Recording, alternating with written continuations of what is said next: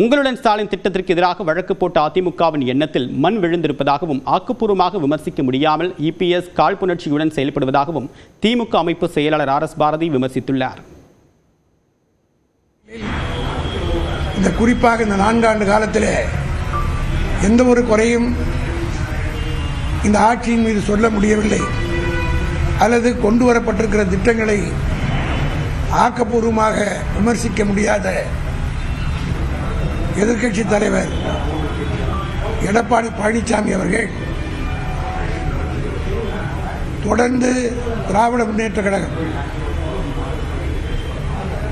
எல்லா தேர்தல்களிலும் 2019 இருந்து வெற்றி பெற்று வருவதை தாங்கிக் கொள்ள முடியாமல் காழ்ப்புணர்ச்சியின் காரணமாக 25 திட்டங்களுக்கு அம்மா பெயர் சூட்டப்பட்டிருப்பதும் இந்த நாடு மறந்துவிடவில்லை.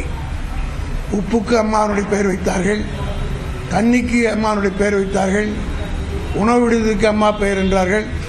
ஏன் காவல்துறை பெட்ரோலிங் வண்டிக்கு கூட அம்மா பெட்ரோலிங் என்றுதான் பெயர் வைத்து ஏறத்தாழ் 25 திட்டங்கள் அமுல்படுத்தப்பட்டிருந்தது. இதையெல்லாம் திராவிட முன்னேற்ற கழகம் அன்றைக்கு நீதிமன்றத்துக்கு சென்று தடுக்கவில்லை. தொடர்ந்து எக்ஸ்பிரஸ் 18 செய்திகளை பார்க்கலாம். கரூர் மாவட்டம் கிருஷ்ணராயபுரம் அருகே அடிப்படை வசதிகள் செய்து தர மறுப்பதாக ஊராட்சி நிர்வாகம் மற்றும் ஊராட்சி ஒன்றிய நிர்வாக அதிகாரிகளை கண்டித்து மக்கள் சாலை மறியலில் ஈடுபட்டனர்.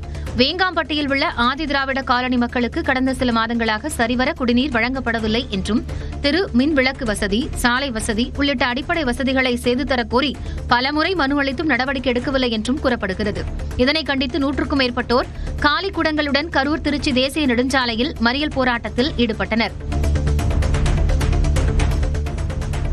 அரசியல் நோக்கத்திற்காக CV சண்முகம் வழக்கு தொடுத்ததாக குற்றம் சாட்டிய திமுக MP வில்சன் அவருக்கு விதிக்கப்பட்ட 10 லட்சம் ரூபாய் அபராதத்தை தமிழ்நாடு அரசிடம் வழங்கவும் அதை மக்கள் நலத்திட்டங்களுக்கு பயன்படுத்தவும் உச்சநீதிமன்றம் உத்தரவிட்டிருப்பதாக குறிப்பிட்டார். அபராத தொகையாக திரு CV சண்முகம் ஒரு வாரத்துக்குள் ரூபாய் 10 லட்சம் தமிழக அரசுக்கு செலுத்த வேண்டும் என்றும் அந்த பணம் 10 லட்சம் ரூபாய் CV சண்முகம் அவர்கள் செலுத்தும் பட்சத்தில் அதை மக்கள் நலன் காக்கும் திட்டத்தில் பயன்படுத்தலாம், தமிழக அரசு பயன்படுத்தலாம் என்று அந்த உத்தரவில் கூறியுள்ளனர்.